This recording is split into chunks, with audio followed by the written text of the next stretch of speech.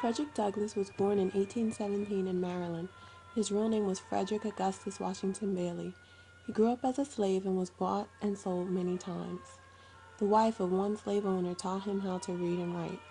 Douglass tried to escape from slavery many times. After many attempts, he finally did it in 1838 and made it to New York. When he got to New York, he changed his last name to Douglass. Douglass became a great speaker and delivered many speeches for the Massachusetts Anti-Slavery Society. He met a man named William Lloyd Garrison, who later became his mentor. Garrison was also the publisher of The Liberator, an anti-slavery newspaper.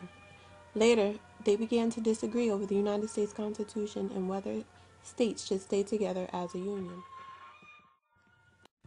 Douglass began to write about his life as a slave. But he was an escaped slave, so in 1845 he risked his life and published his autobiography, Narrative of the Life of Frederick Douglass, an American Slave. Later he left the United States and went to Europe to avoid being captured. He traveled around Europe giving lectures and raising money to buy his own freedom for when he returned home in 1847. When Douglass returned to the United States, he lived in Rochester, New York, where he started the North Star, a newspaper that fought to end slavery and for women's rights as well as minorities. He supported the Union side during the Civil War and stayed active in the abolitionist movement. He helped Abraham Lincoln by recruiting African Americans to join the Union Army.